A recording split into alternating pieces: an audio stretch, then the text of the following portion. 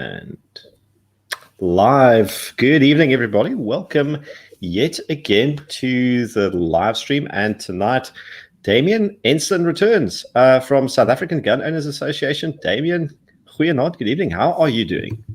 Fine, thanks to you, Gideon, and thank you very much again for the opportunity and invitation to be on Karate. Much appreciated. No, anytime. And these are always very, very fruitful discussions, and everyone's always thirsty to know more about what's going on, what's happening at the coalface, what the latest development is, because it's been a very busy time for gun rights, not just this year, but I also think that the past couple of weeks, especially since we saw you last. So maybe if you'd like to take the time, maybe just jump in and Sure. Yeah, what's been cooking? Yeah, so what I've been busy with, just for your viewers, we've been sort of branching out quite a bit into the communities and that. And for instance, I've met with chairperson of taxi associations. I've met with communities such as neighborhood watches, community police forums, chairpersons of various forums and that. So we've been quite active in sort of taking a very broad-based approach and looking outside of the industry itself. And obviously, sport shooters, hunters, collectors, the various firearm dealerships, activists such as yourself, we're very much aware of what's happening out there when it comes to firearm issues. But we find trying to get the word out there to the community, that's a bit more difficult.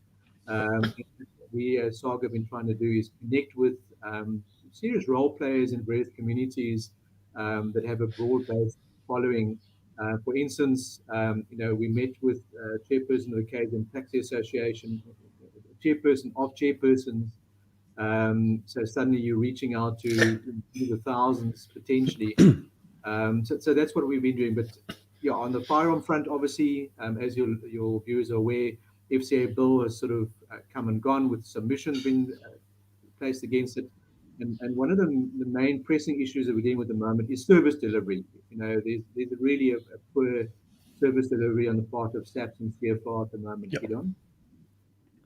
Yeah, I've heard some horror stories about that pertaining to the length of time it takes in order to get a new application through that meat grinder, as well as renewals being outstanding for some renewals going over 2 years without being finalized, which I suppose that doesn't directly penalize the applicant since that their original license remains valid, but it's still a stressor, and it's still certainly not remotely administratively efficient. And then stories of arbitrary and specious refusals again, and all that sort of nonsense. Is that more or less the gist of it? Absolutely, and more. So just coming back to renewals, you're correct. I know a lot of people are not stressed about renewals, and the longer it takes, the better. But there are some people that obviously want to dispose of their firearms or want to sell their firearms, and then are stuck in a predicament where that renewal is sort of pending almost forever, so to speak. So that is a problem sometimes for those who want to dispose of their firearms and are just in that process of renewing now.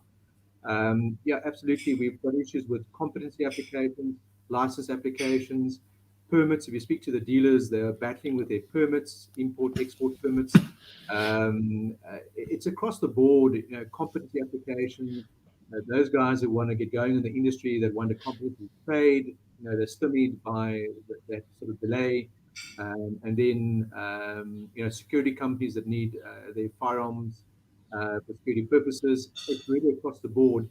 And what we did recently, for those viewers that may have been following, we sent some media releases and emails out to our members asking them to come forward with their service delivery issues. And initially it was just an email basis, and we realized that the problem is huge.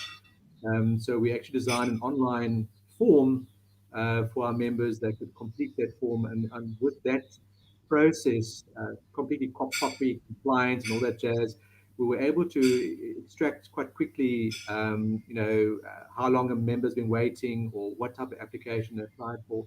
And then we called a meeting with Brigadier Mabula. He changed his name from Mabule to Mabula.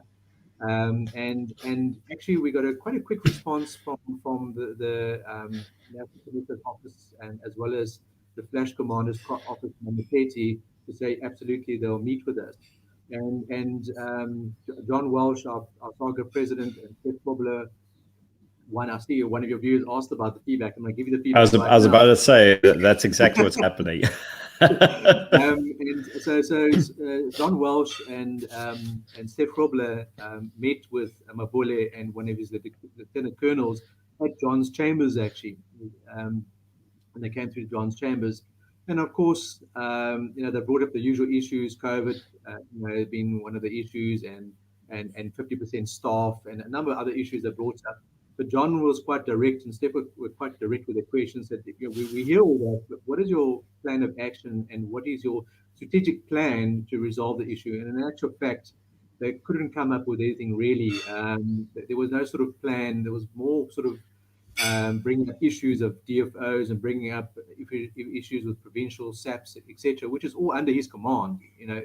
He's the commander of the whole structure. So in one way, it was positive from the point of view of engagement, in that they engaged with us pretty quickly and met with us pretty quickly. But unfortunately, for your viewers out there, there was no real positive sort of action. So I've just finished looking at the minutes from that meeting, and I'm going to send those minutes of the meeting to Mabola.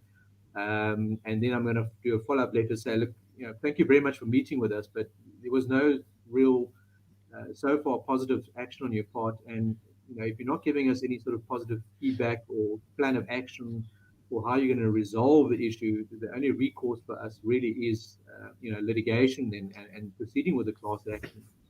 So that's where we are. Although it was positive, Gideon, from the perspective of, responding to us and meeting with us, they didn't really have any plan of action. I don't know if they can come up with anything, but in essence, we are in a situation where CFR seemingly doesn't know what to do, or the commanding structures don't know what to do to resolve the issue, and then they need to come back with a plan of action.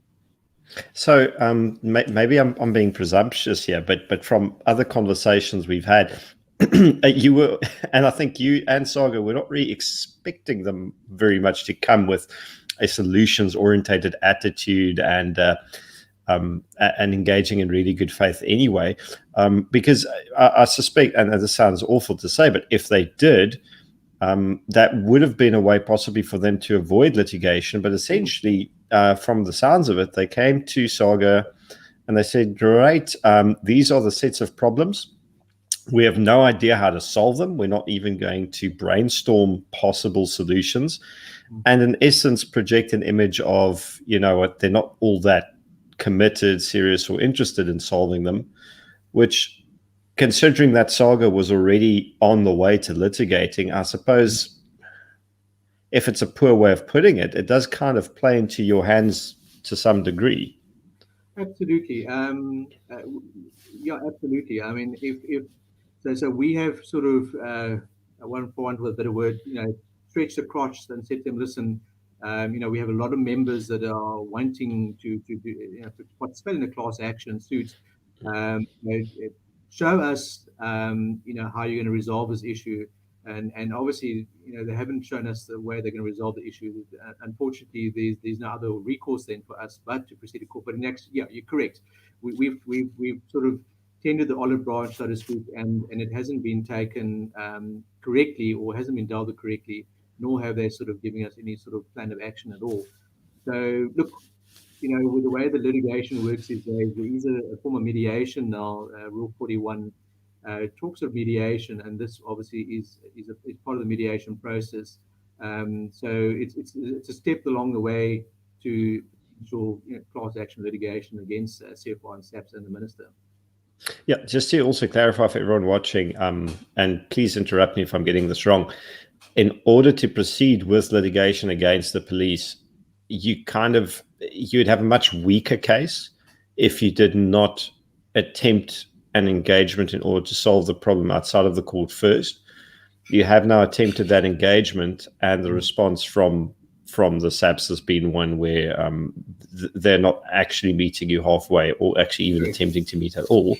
Well, they met in person as a sort of pantomime, but they have not actually committed anything, resources, timelines, or even indicated that they would. So that I would assume strengthens the case a bit. Absolutely, and there's also the issue of costs.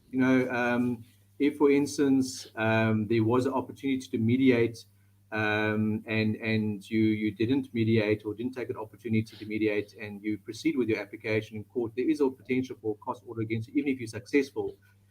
Because I say our courts are moving towards mediation in a stronger format to try and alleviate the court roles and that.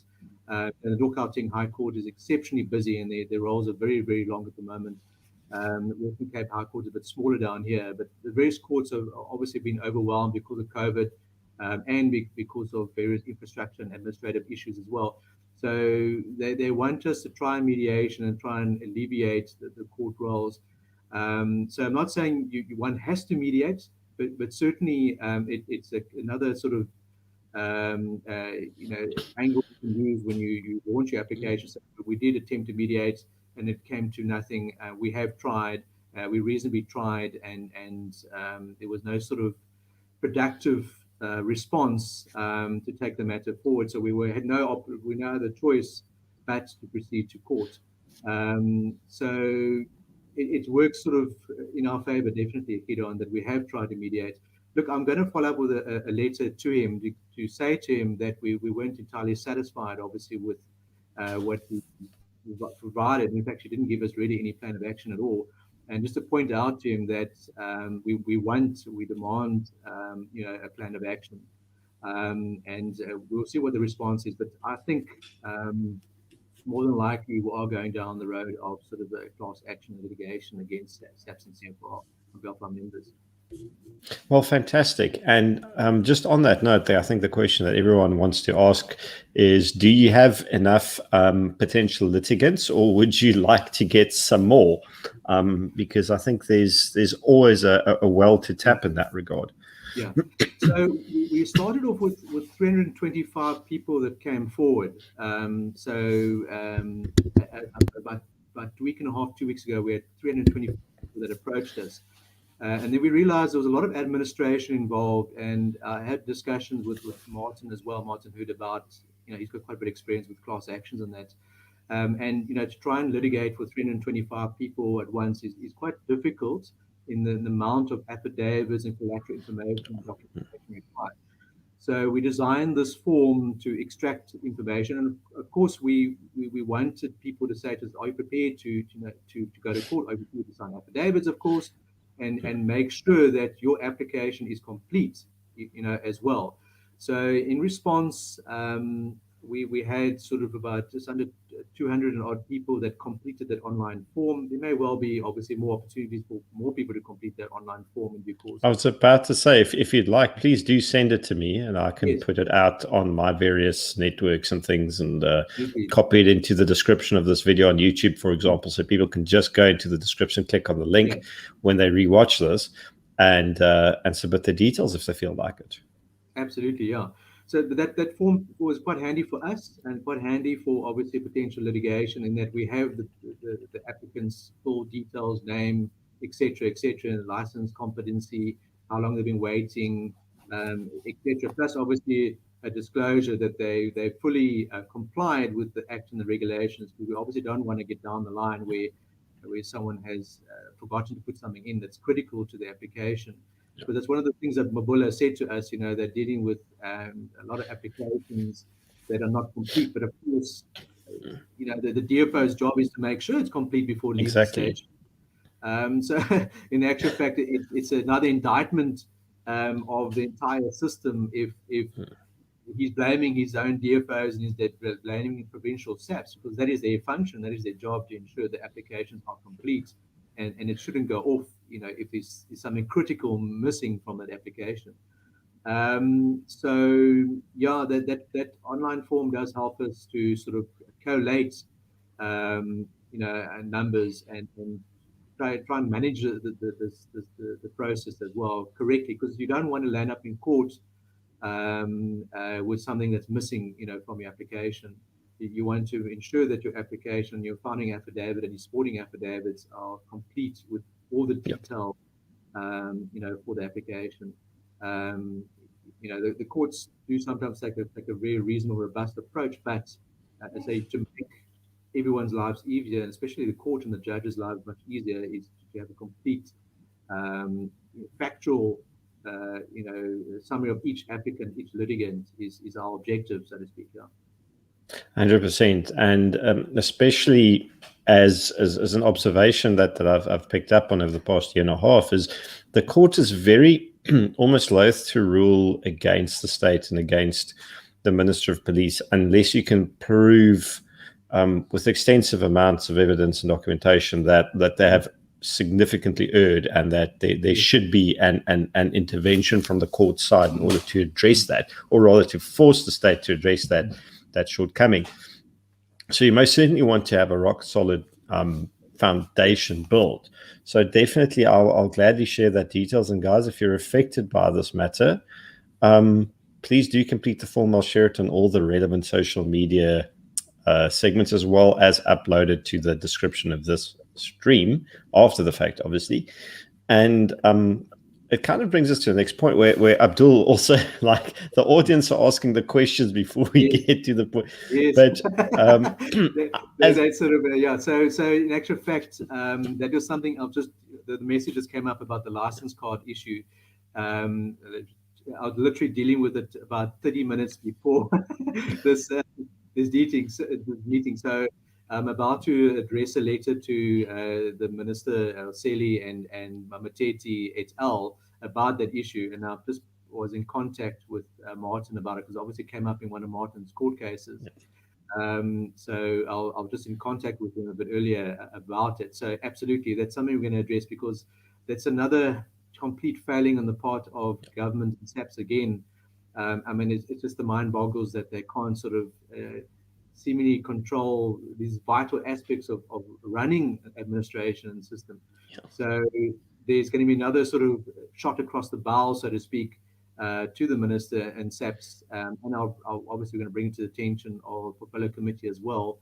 That this can't stymie the whole process. That they've got to get their act together. They've got to make this happen. Otherwise, that's another issue, obviously, to take them to court on. And as I say, fortunately, the main organizations are sharing information. We are talking to each other.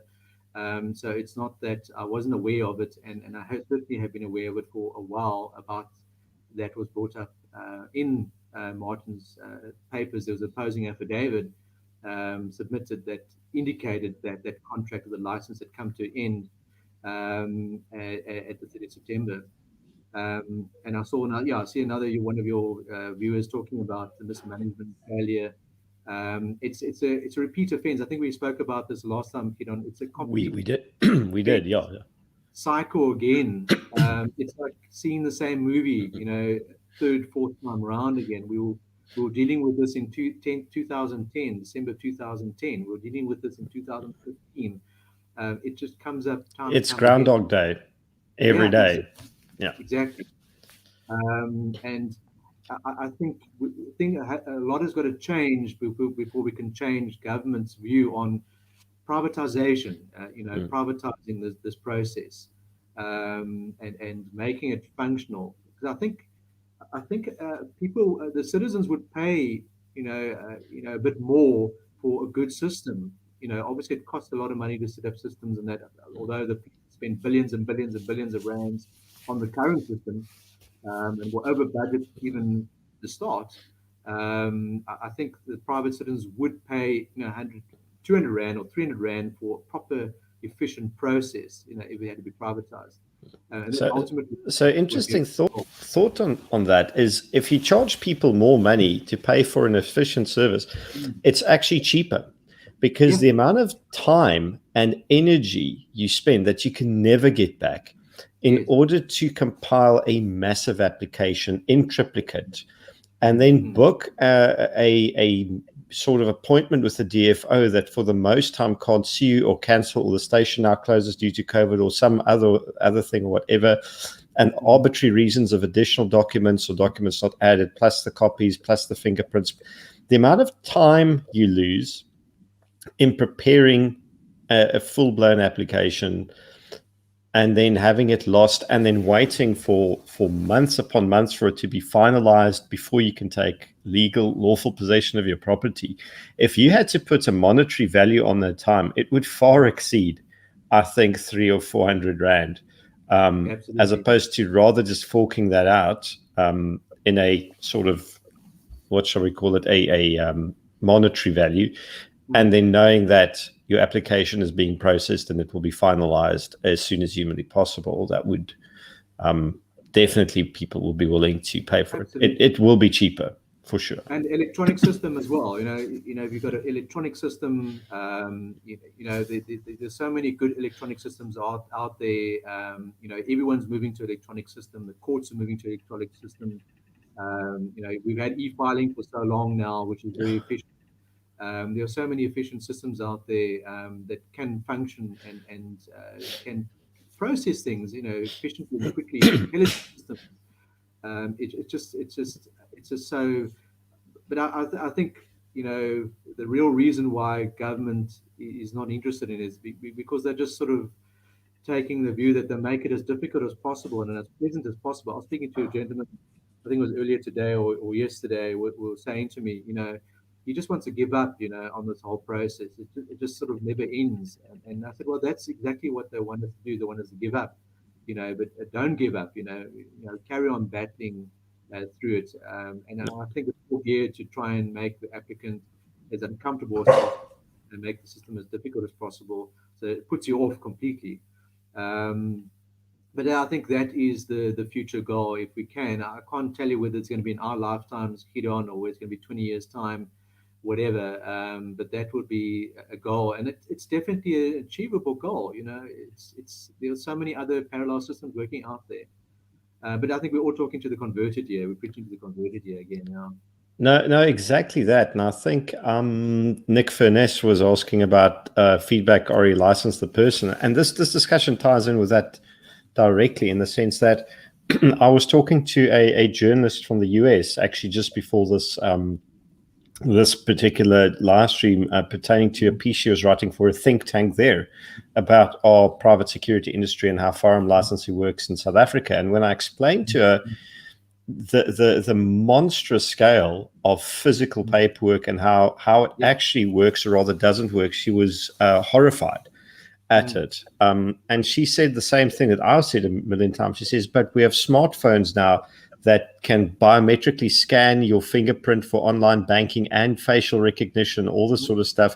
If that technology is walking around quite literally in your hand and in your pocket and is affordable across the board, how on earth can that not be rolled out to a centralized online database like this between dealerships, police, DFO officers, and the central registry? And I said, well, that's the crux of the issue that we're dealing with. Is it's not that it's impossible or even unaffordable. In fact, it's probably cheaper now than it's ever been from a capital outlay point of view. It's that there's a significant unwillingness to want to solve the problem. That is primarily what we're facing. Is the people we're dealing with don't want to fix it for whatever reason. I don't know if that's accurate. Absolutely, I agree with you completely. As I say, it seems to be a strategy on the part of government to make it as difficult as possible. And I saw one of you talk about licensing the person again, which goes hand in hand with the whole system. And this has been discussed at Parliament, at the Portfolio Committee. And if I recall from attendances when it would happen, and the Portfolio Committee, which is majority is ANC, everyone agreed that license the person registered firearm is another way of resolving the entire backlog, the whole entire system, and shortcutting the whole system. And it's again, I think it's governments that let's just call a spade a spade. They're anti-gun. I mean, that's what it comes to. The anti-private citizens owning firearms, and that's what it comes down to. And it's going to need a change in government, and hopefully we'll see some sort of change in government in the near future that would make a change where you have a different majority in Parliament or different situation with more other parties having sort of more control, more power in Parliament, that this could then happen.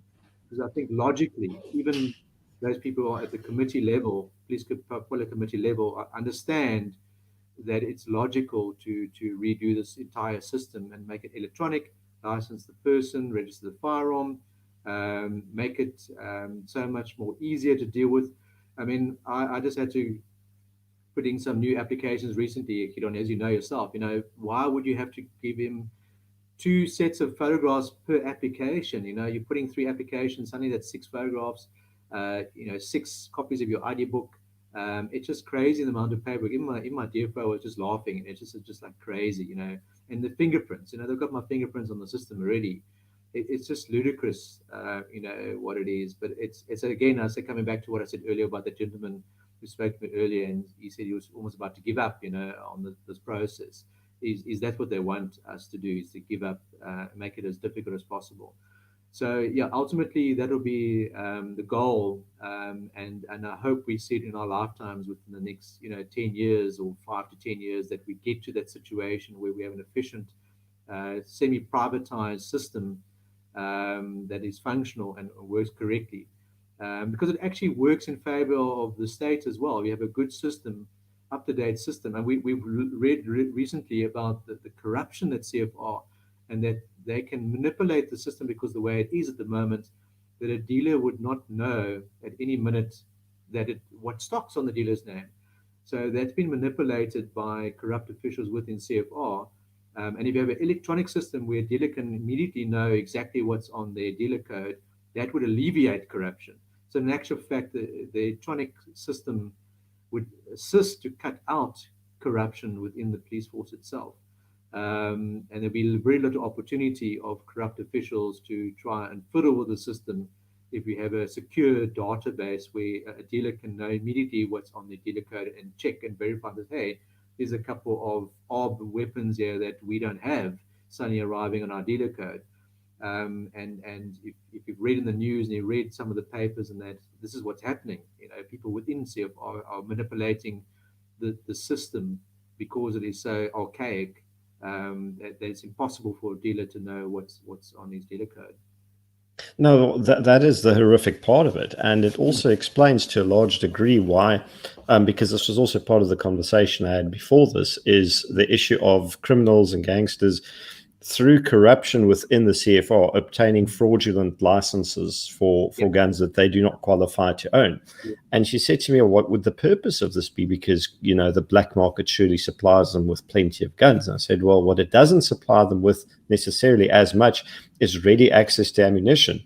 And with these fraudulent cards, you as a dealer do not know that card is fraudulently issued. In fact, no police official will know unless there is a significant paper trail followed that actually exposes the corruption that initially issued that license to that person. No one will be any the wiser. And in fact, we are also aware of the fact that there are fake licenses that are not even on the system that are also circulating, that are of sufficient enough quality that they pass for the real thing. And this is a direct product of the fact that, as you say, we do not have a biometric electronic system that is monitored in real time, that cannot be tampered with. All these things are possible to be implemented. And it essentially, the state's failure in being a responsible custodian of its own database, its own systems, and its own process, is actually creating a social, societal, and national security risk. But I mean, it's as much as we certainly do acknowledge that they are anti-gun. I mean, that is not even a controversial position. But looking what's been happening with the courts and the hacking that has happened there, and the absolute mess with driver's licenses and home affairs in almost every state-owned institution, I think the argument that licensing should be transferred to a more competent authority is probably a far weaker one than saying it should just be privatized entirely, because I don't think there is a competent authority left in the public sector, at least, to take this project on. Yeah, you're correct, unfortunately. I mean, we're just fortunately on the fact that we have a relatively stable local government that we can rely on. But nationally, you're absolutely correct. I don't think there's any sort of quasi-government, other than SARS to some degree. SARS sort of functions to some degree, although there have been major issues within SARS recently as well. and major corruption issues as well. Again, we don't have any real government entities out there, quasi-government entities or parastatals out there that are sort of well run anymore. Unfortunately, that's a sad state of affairs. Um, so yeah, as I say, I think it requires a change in government for something to happen. It's not going to be a court order. A court's not going to be able to give us what we want here. A lot of people misunderstand what the courts can do and what their functions are. The judges and courts can only work within the framework of the existing legislation and law, and they can't sort of interfere with the legislative process. What we need is a legislative change, and that's the only way things are going to change with the actual structure itself.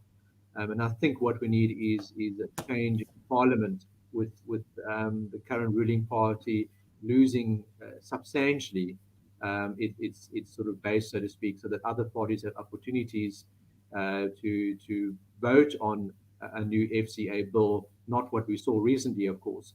No, a real proper sort of meaningful amendment that actually benefits the stakeholders, not the government. Correct. Absolutely. So, absolutely. Yeah. So yeah, on the firearms front, we're busy with a lot of issues at the moment. It continues to almost every couple of weeks something else crops up. If it's not a licensing issue, it's not an administration issue, it's not the FCA bill issue. There are seemingly many issues that are obviously on all fronts at the moment. Yeah, and that brings me actually to the South African Preppers comment. And in this, I mean, we've had a discussion mostly about court and court action, and I think there's possibly one more that we might talk about. But I think everyone is firmly aware that this is not a solution. This is not a problem that will ever be solved in the court of law, but very much has the potential of being solved in the court of public opinion, because that's where the true power lies. If civil society is on your side and believe in what you're trying to achieve, then that's where the pressure really will be brought to bear upon the political class who can institute the changes we want. And I know SAGA has been very busy engaging and lobbying with various civil society organizations as well as political parties. You guys have not been sitting still. Anything you can tell us, any sort of juicy tidbits or teasers or trailers or anything like that pertaining how that front's been going? Yeah, so obviously with the July KZN Gauteng violence, I think that galvanized. Obviously there was. If I just go back a little bit with the FCA bill, and the civil society's support or against it, the sort of groundswell that came up against the FCA bill. Obviously the self-defense, was a focus point for most of civil society. There was a groundswell there.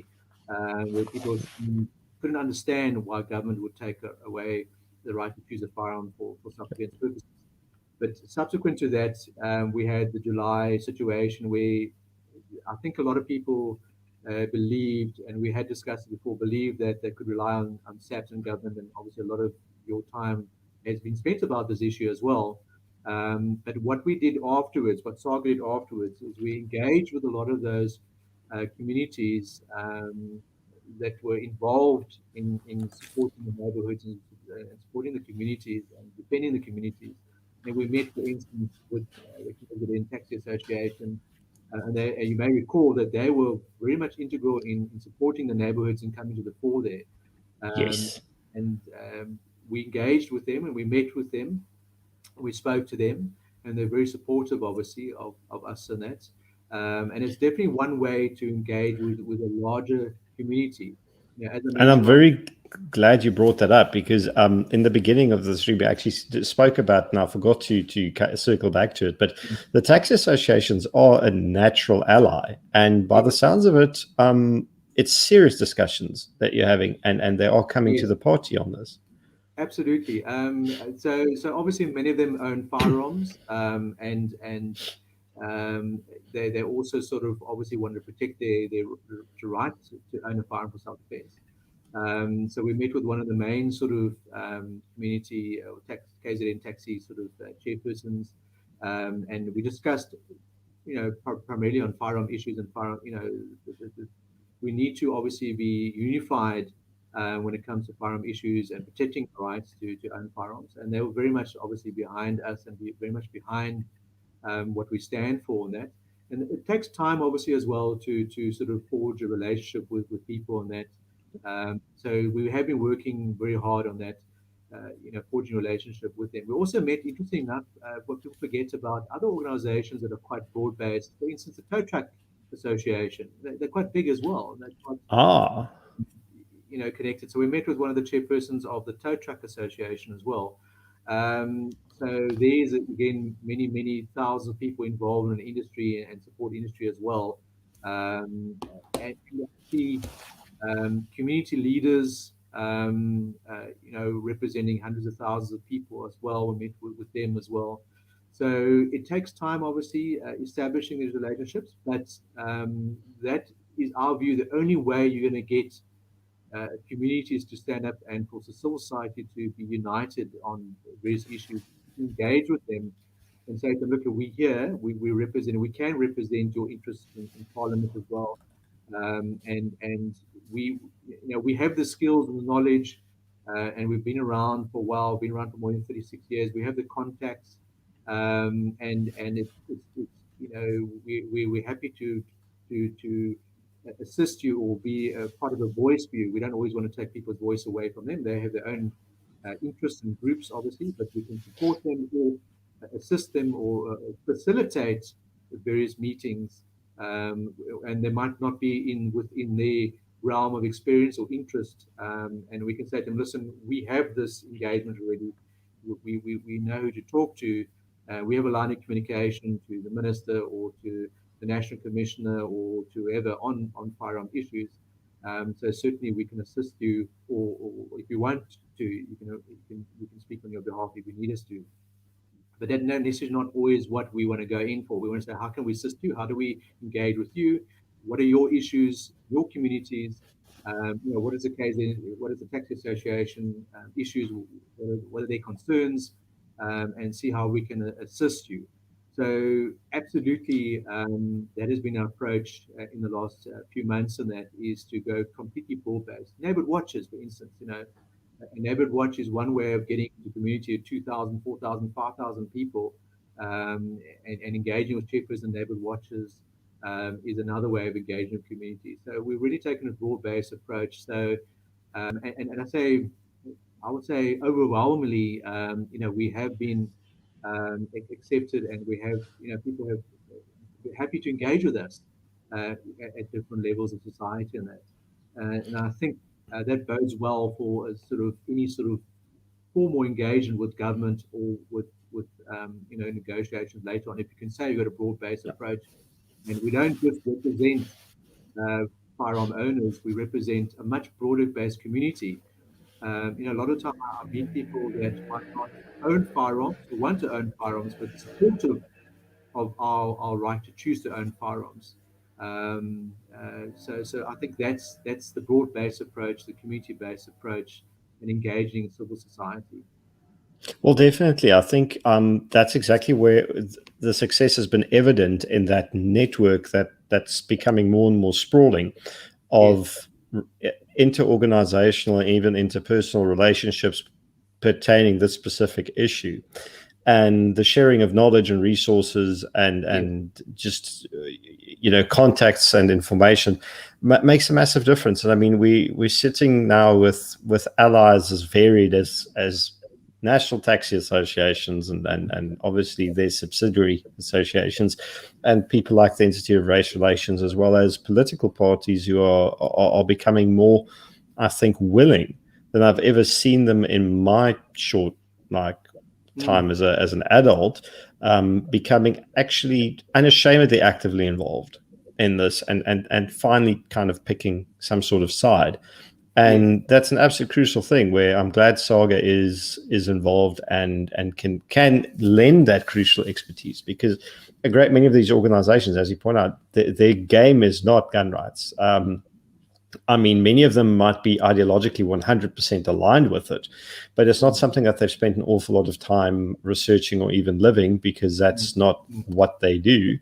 And that's where our associations come into play. And just for everyone in the comment section, if we did not have these relationships, and if we did not, I'm not going to say exploit those relationships, because that's the wrong way of putting it. But if we did not call upon our allies to assist us over the last few months with this proposed amendment bill, things would have gone much, much worse.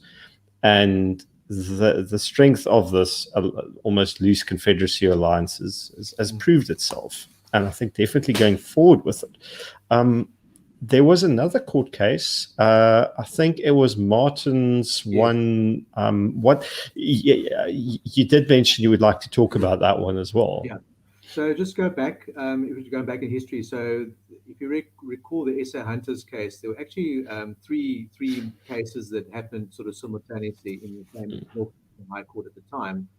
And obviously SA Hunters was the big case, for want of a word, at the time, but Fidelity was also involved. So Martin heard on behalf of Fidelity, and they carried on with their court case. And ultimately, earlier this year, if I recall the exact date, 22nd of April this year, Fidelity won an order. Part of their prayers was often what happens, Gideon, is quite often one takes a bit of a shotgun approach with your prayers for relief, what you want from the court, and you start sort of nailing down or limiting. And of course, because the constitutional court case, you may recall, with Mr. Hunter's been turned down ultimately, the Concord case affected obviously some of the prayers for relief that were initially in the papers. So by the time the matter was dealt with, the Supreme Court Appeal dealt with sort of one issue, and the main issue, pressing issue, with apologies to Martin Hood, if I get it completely wrong, I hope not. But in essence, the main issue was about the Firearms Control Act and regulation prevented one from applying for a new license for a firearm. So we know that Section 24 deals with renewal of a license. It came down to the final sort of prayer for relief was that there was nothing in Fidelity's view that prevented them from applying for a new license, and the court agreed with them. The Supreme Court Appeal agreed with that contention and granted that order to say that there was nothing that prevented them in terms of the FCA, so in terms of the Firearms Control Act and regulations, from applying for a new license for those firearms that had expired. And then, of course, the Minister of Police has appealed that matter, and that is due to be heard on 18th of November in the Constitutional Court. So with regards to expired license issue, that obviously is going to affect those who are sitting with expired licenses. As we know, the estimated numbers of 300,000 or 400,000 people still sitting with expired licenses that weren't able to take the opportunity of the recent two amnesties. So it is a very important court case to keep your eyes on. It affects a large portion of gun ownership in South Africa. And if the Constitutional Court upholds that appeal from the Supreme Court of Appeal and says, yes, we agree that there's nothing in the FCA and regulations prevents someone from applying for a new license for that expired license, then that opens the doors, obviously, for 300,000 to 400,000 people start applying for new licenses. The implications thereof would be massive in the sense the amount of relief it will bring. Of course, the SAPs would utterly hate it for a reason that the burden, the administrative burden they're placed with would be colossal. But then again, it's an administrative burden of their own creation. So my sympathy in that regard is exceptionally. You may recall, Gideon, that many organizations have said to SAPs, well, let's fix this problem. Why don't you give us Section 21 permits? And that was also part of Martin's original prayers as well. Give us Section 21 permits. Exactly. You should be able to. But of course, there's argument about whether expired license is a valid license or not, and whether the law allows it to do that.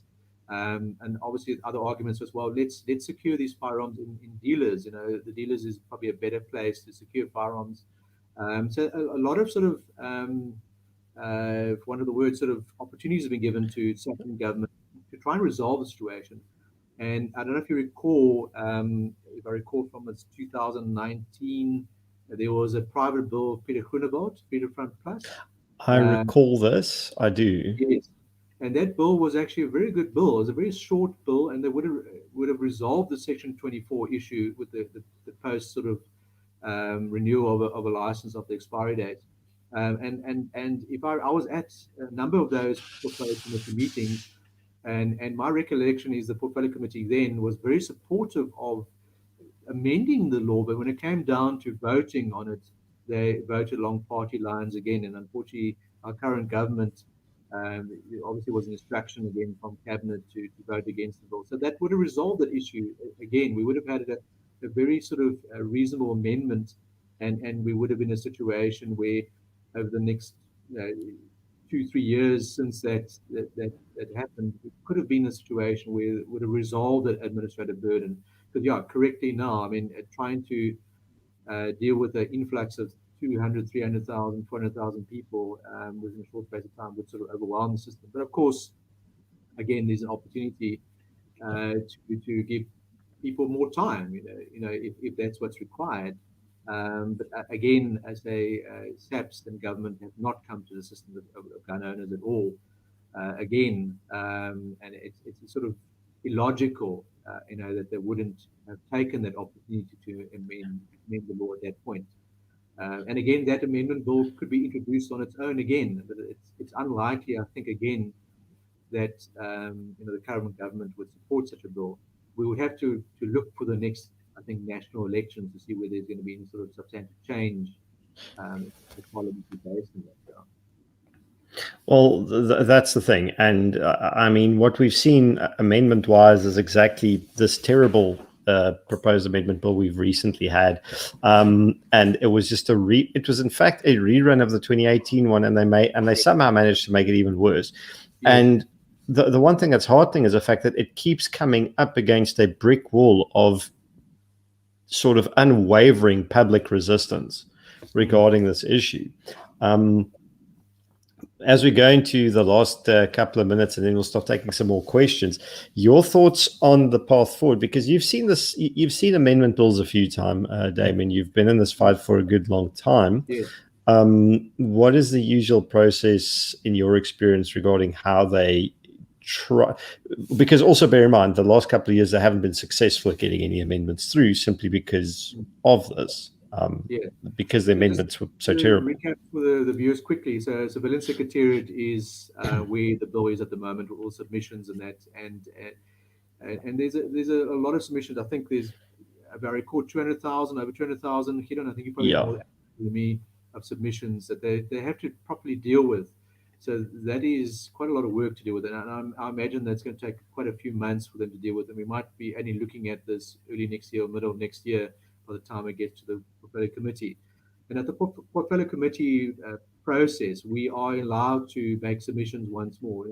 The public is allowed to make submissions. The organisations will be making submissions again, and there's a good possibility of it being kicked down there again. And then we have seen that in the past. If you mentioned previous bills, the 2015 bill, which had micro-dotting and a lot of other funny things. That's what happened at the portfolio committee after a firearm summit. It was kicked out of touch, and they were meant to redraft it and rework on it. And of course, they came up with this terrible bill as a replacement.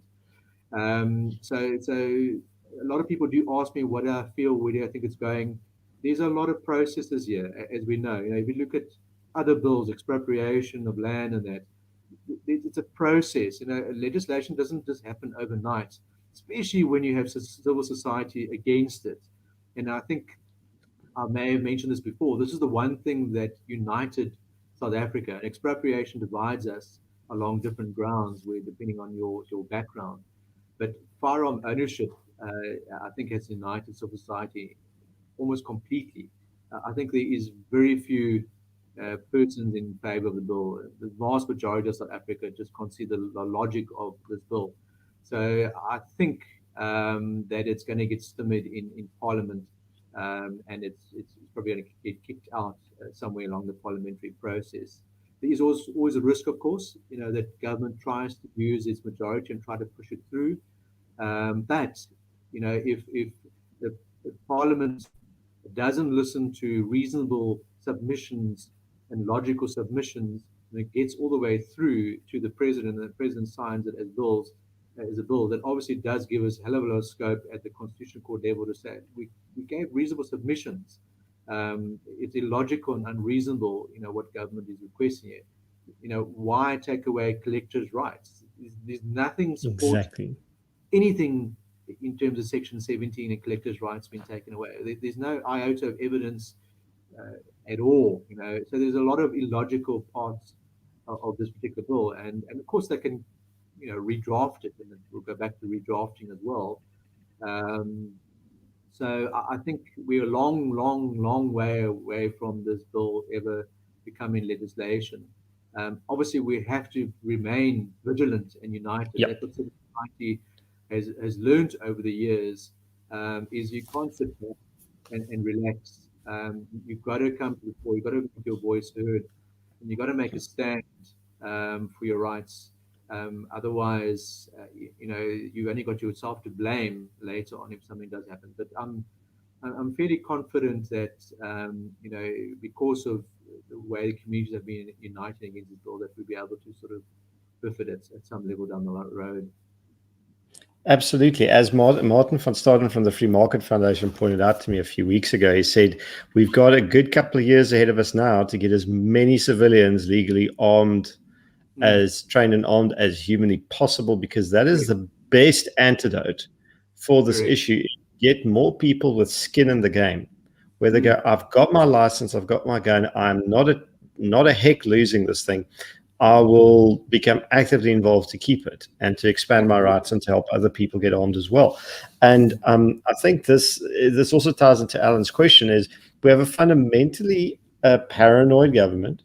And like most governments worldwide, especially if they're very strong and centralized and insecure in their central power, they don't like armed citizens. They prefer to have the monopoly on armed force themselves. That's just the way it is. But fortunately, the July riots, especially in KZN, there were lots of eyes opened, and strongly the people of Soweto that became vocal about them essentially standing at Maponya Mall and speaking to the president directly to him in a meeting, as well as many high-level ANC politicians, and saying, this is our line in the sand. We refuse to be disarmed. This is not where your priorities should be. That sort of direct engagement, which is firm and that communicates clearly, and that doesn't muddy the waters with all sorts of unnecessary gestures, and that goes straight to the point, is exactly how you beat this political issue.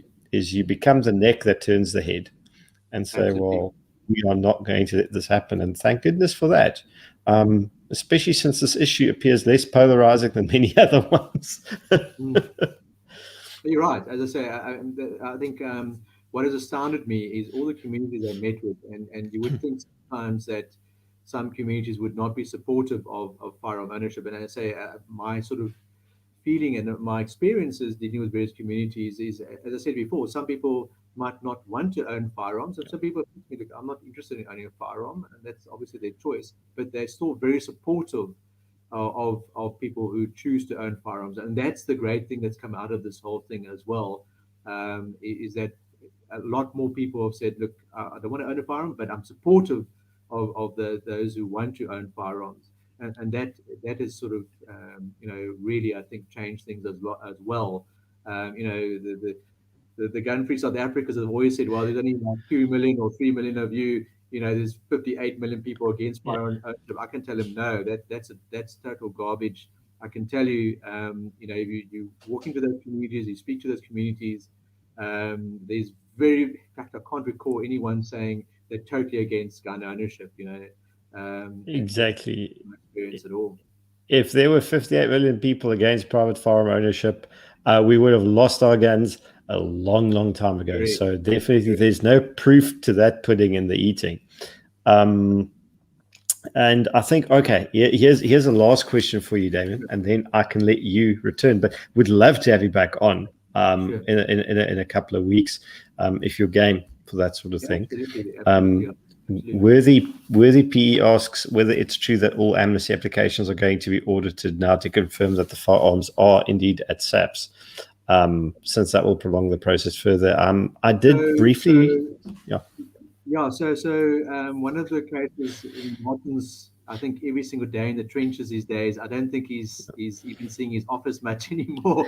One of the counter applications brought by Mabula is this application that he wants to audit all the amnesty applications, which is really, the amnesty applications, there was a process, and it's a process that has been established in terms of the FCA again, and that process was followed. So I can't see why he wants to audit the amnesty application, but your view is correct. That is what he wants to do.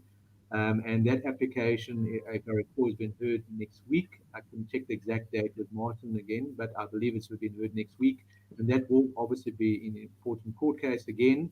My gut feeling is that I think the court's going to turn around and say, but isn't this part of your function, your process to audit? Why do you need a court order to audit your own process?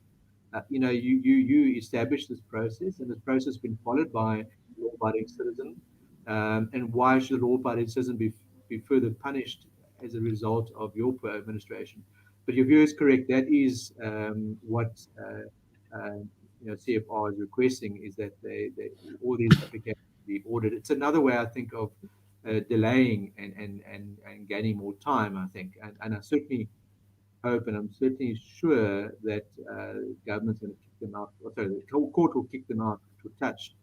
But of course, we're going to wait and see, what the court decides. Well, that's it. And that is definitely something to keep an eye on, as well as I think something that we'll most certainly be discussing in the next stream, because hopefully there will be a resolution quite soon on that. But in the meantime, any advice or final words for people, apart from the fact that I think you already said that rights are like muscles. If you don't exercise them, you lose them. Some final wisdom from your side, Damien, and advice for everyone. Yeah, I think as a firearm owner, never give up. I think some people do get pessimistic about the whole system and that. And I think, as I said to all my clients, or anyone who contacts me, or any member that contacts me, is stay the course. Take it one step at a time, and proceed with your application, proceed with the renewal application, carry on. And then, of course, when you have administrative issues and delays, and that, contact your organizations. And so we've now designed this online form that captures information and gives us data and pie graphs and charts and all that type of stuff to see exactly what's happening in which province as well. So I think certainly join an organization. The more support the organizations have, the better. We need numbers. I'd love to stand up one day, Gideon, and say to you, we have 100,000 members behind us. We have 1 million members behind us. That is sort of the dream, the goal, so to speak. I think everyone must make their voice heard and make a stand and agitate. I think what it comes down to, and in a reasonable, logical fashion, agitate and keep pressure up on SAPS and government, so that they understand there's many hundreds of thousands of people making a stand here.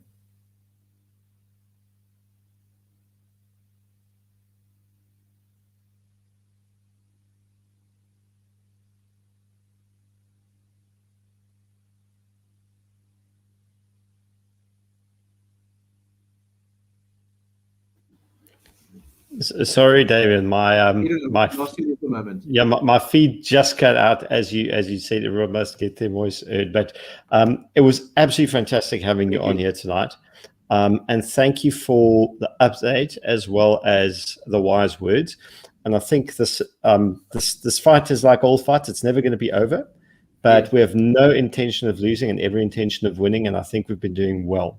So onwards and upwards. And to you and the viewers, thank you for joining us.